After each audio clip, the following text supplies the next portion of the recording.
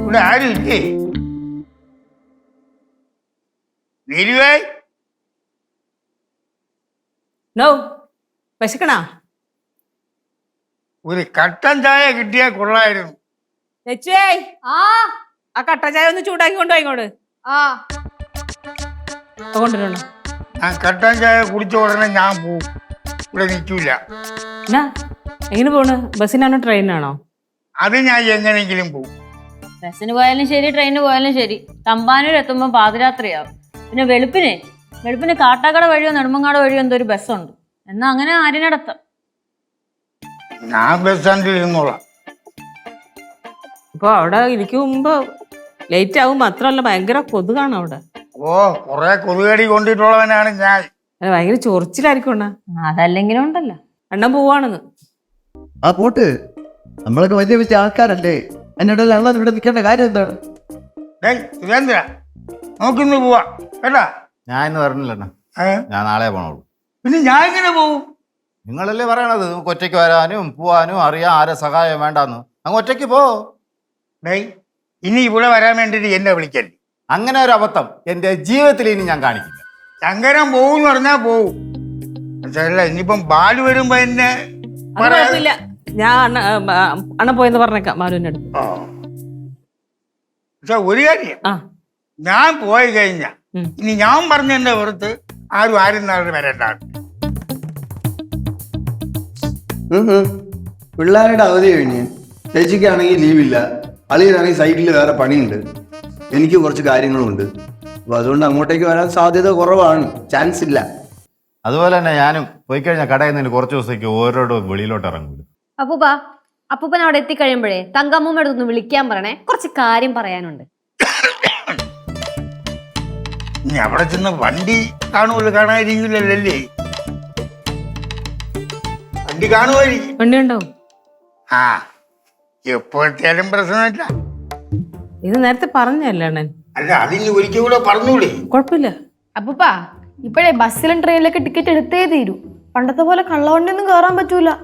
അങ്ങനെയാണെങ്കിൽ വലിയ പിഴയും കൊടുക്കേണ്ടി വരും, ജയിലിലും പിടിച്ചു. അയ്യോ അണ്ണാ, വണ്ടിക്കൂലി ഇല്ലേ? ഇത്രയും ദേശത്തേക്ക് വണ്ടിക്കൂലി ഒന്നും വാങ്ങിക്കാൻ നിൽക്കൂല അല്ലേ അണ്ണ? സംഭവം കുറെ കുറ്റവും കുറവൊക്കെ ഉണ്ടെങ്കിലും ആള് ഭയങ്കര അഭിമാനിയാണ് അല്ലേ അണ്ണാ? അഭിമാനിയൊക്കെയാണ്. അച്ഛൻ പണ്ട് പറഞ്ഞിട്ടുണ്ട്, തങ്കമ്മയും അപ്പൂപ്പനും കൂടെ വഴക്കുണ്ടാക്കിയിട്ടേ അപ്പൂപ്പൻ ഒരു 3 ദിവസം റൂമിന്റെ അകത്ത് ഭക്ഷണം ഒന്നും കഴിക്കാതെ ലോക്ക് ചെയ്ത് എവിടെ ഇരുന്നെന്ന്. അത് ഞാൻ പണ്ട് എവിടെയോ കേട്ടിട്ടുണ്ട്. 3ന്റെ അന്ന് തങ്കം ചേച്ചി ഡോറെല്ലാം ചവിട്ടി പൊളിച്ച് അകത്ത് കയറി നോക്കിയപ്പോഴും ബോധം കെട്ട് കിടക്കണ ഇദ്ദേഹം. ഉടനെ തൂക്കിയെടുത്തോണ്ട് ആശുപത്രി കൊണ്ടുപോയി. അതുകൊണ്ട് രക്ഷപ്പെട്ടു. ഇല്ലെങ്കിൽ നമുക്കിപ്പോ നല്ല ചെന്തെങ്ങിന്റെ കരിക്ക് കുടിക്കായിരുന്നു. പിന്നെ അപ്പൂപ്പൻ എന്തായാലും എവിടെ പോയാലും തിരിച്ചു വരാനുള്ള വണ്ടിക്കൂലി ഉണ്ടാവും. കാരണം അപ്പൂപ്പൻ എപ്പോഴും പറയുമല്ലോ, എവിടെ പോയാലും തിരിച്ച് വീട്ടിൽ തന്നുള്ള കാശ് ശങ്കരൻ ആരോടും ചോദിക്കേണ്ട ആവശ്യമില്ലെന്ന്. 1000 രൂപ കൊണ്ടുവന്നതാണ്. അത് തീർന്നിട്ട് തന്നെ 2 ദിവസമായി. കയ്യിലഞ്ച് പൈസ.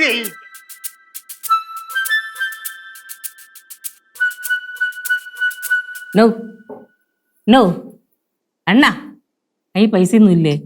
തീർന്നു പോയാണ് എന്റെ പൈസയൊക്കെ. അണ്ണാ, അണ്ണനെ ഇപ്പൊ ഇവിടെ നിന്ന് പോയാൽ തന്നെ അണ്ണനെ ഞങ്ങൾ വിടുന്ന് തോന്നണ്ട? അണ്ണാ? ഇങ്ങോട്ട് നോക്കിയേ, ഇങ്ങോട്ട് നോക്ക്, കൈ കാണിക്കോട്. അണ്ണനുണ്ടല്ലോ, ഞങ്ങള് എല്ലാവരും കൂടെ ഒരവധി കിട്ടിയ ഉറപ്പായിട്ടും നീലുവാണോ പറയണത്, ഞങ്ങൾ കുടുംബസമേതം അണ്ണന്റെ വീട്ടിലേക്ക് വരും. അയ്യയ്യയ്യേ, കരയണോ ശങ്കരണ്ണാ? അണ്ണനെ ഞാൻ കാണണതേ അണ്ണനായിട്ടല്ല, എന്റെ സ്വന്തം അച്ഛനെ പോലെ കാണണ.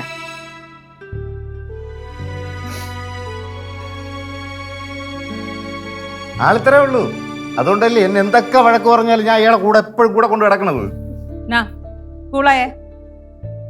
അതൊന്നുമല്ല മക്കളെ, ആര്യനാട്ടുള്ളവരൊക്കെ പറയണ എന്താണെന്ന് അറിയാമോ? ഞാൻ നിങ്ങളെ കാണാൻ വരുന്നത് നിങ്ങളെന്ന് പൈസ മേടിക്കാൻ വേണ്ടിയിട്ടാണ്. അത് പറഞ്ഞപ്പോ എന്റെ ചങ്ക് തളർന്നു. നിങ്ങൾ ആരാണെന്ന് അറിയിക്കാൻ നിങ്ങൾ എന്റെ വീട്ടിൽ വരണം. എന്റെ വീട്ടിൽ വന്ന് അവര് കാണണം. നിങ്ങൾ ആരാണ്, എന്താണ് ബന്ധം എന്നുള്ളത് അത് മാത്രം ചെയ്താൽ മതി. വേറെ ഒന്നും വേണ്ട.